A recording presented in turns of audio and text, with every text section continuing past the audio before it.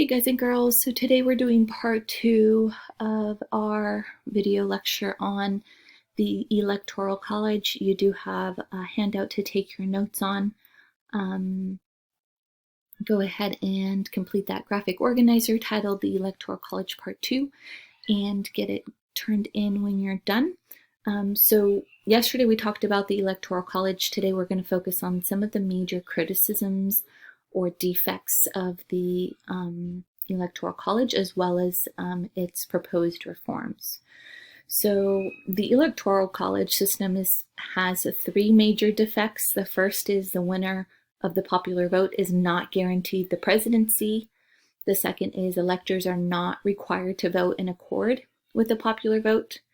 And the third is that any election could potentially have to be decided by the House of Representatives.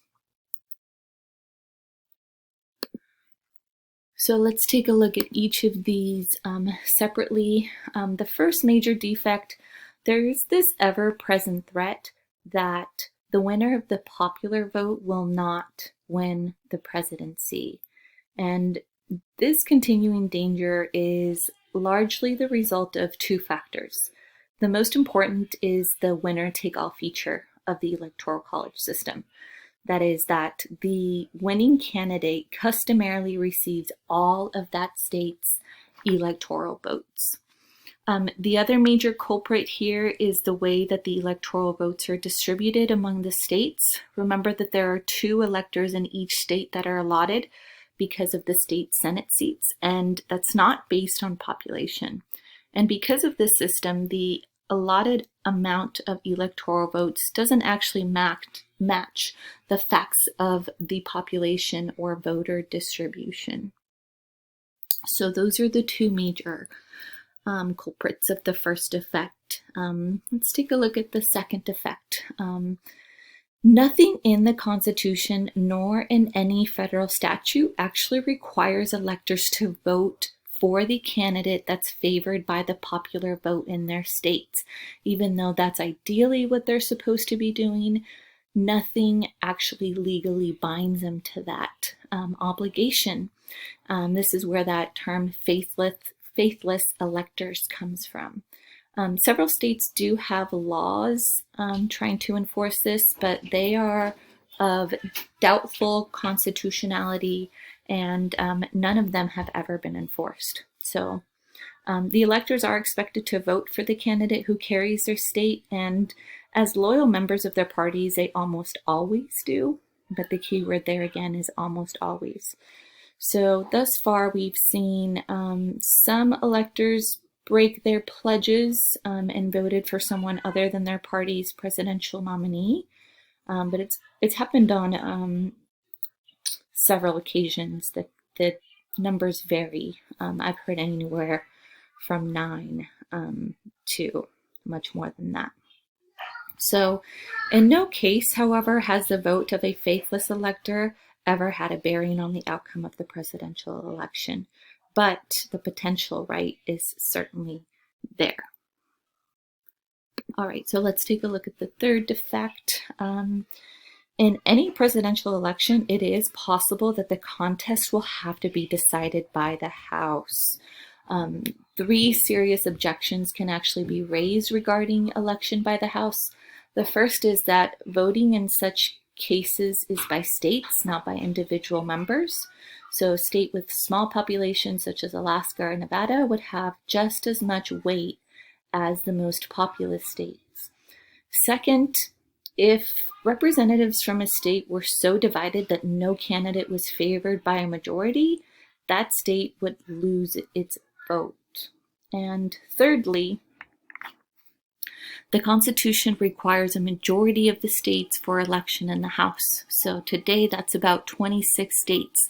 If there were to be a strong third-party candidate involved, there's a real possibility that the House would not be able to make a decision on Inauguration Day. So let's take a look at the proposals for reform. So the first one is the district plan. This is a plan in which the electors would be chosen in each state in the same way as members of Congress are chosen. So 2 electors would be chosen from the state at large, and they would cast their electoral votes in line with the result of the statewide popular vote.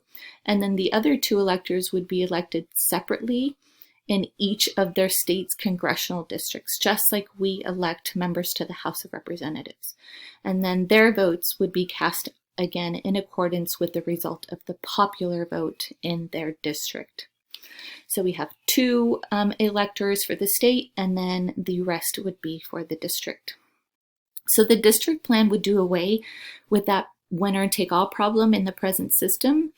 Its supporters have argued that it would make the electoral vote a more accurate reflection of the popular returns. Did I skip this?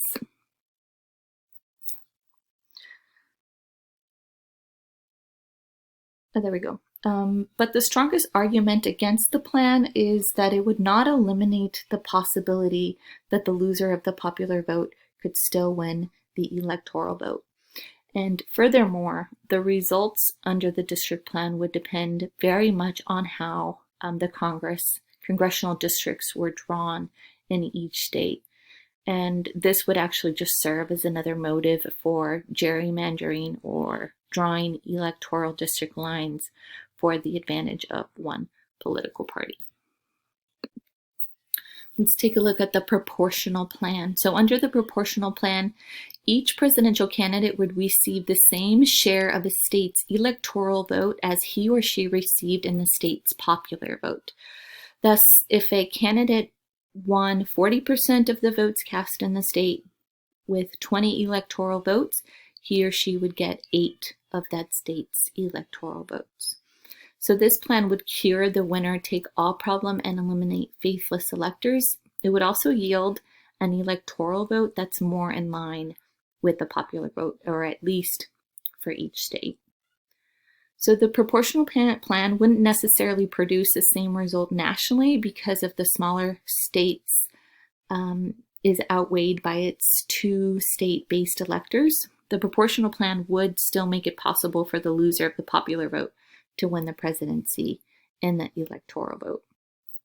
And many critics of this plan worry about its effect on the 2-party system, that it might bring an increase in the number of vigor of minor parties, and third parties would no longer need to win in entire states in order to get electoral votes. In addition to that, third-party candidates would regularly win at least some share of the electoral vote. Then the odds that a presidential election would have to go to the House would be increased. So there's some major problems with that one, right? Let's take a look at the direct popular election. So this is the most common and most widely supported proposal. It's also the most obvious one. The direct popular election says do away with the Electoral College system altogether and allow for a direct popular election of the president. And the arguments for the direct election kind of seem overpowering. The strongest one is that it would support the democratic ideal. Each vote would count equally in the national result. The winner would always be the majority or plurality choice. The dangers and confusions of the present system would be eliminated and replaced by a simple, easily understood process. The fact that the loser of the popular vote won the presidency in the most recent election has kind of even added weight to the case for a direct election. But several obstacles do stand in the way of reform. Number one, the constitutional amendment process itself is a major stumbling block. It is time-consuming, difficult, and cumbersome. The smaller states are also greatly overrepresented in the Electoral College, so they would lose the advantage in a direct election. So it's likely that enough senators or representatives of small states would oppose a direct election amendment and kill it. So some opponents argue that a direct election would weaken the federal system because states would lose their role in the choice of a president. and others believe that the direct election would put too great of a load on the election process. They say that every vote cast in each state would count in the national result. The candidates would have to campaign strenuously in every state, and the impact that would have on a campaign, time and effort, finances would be huge. So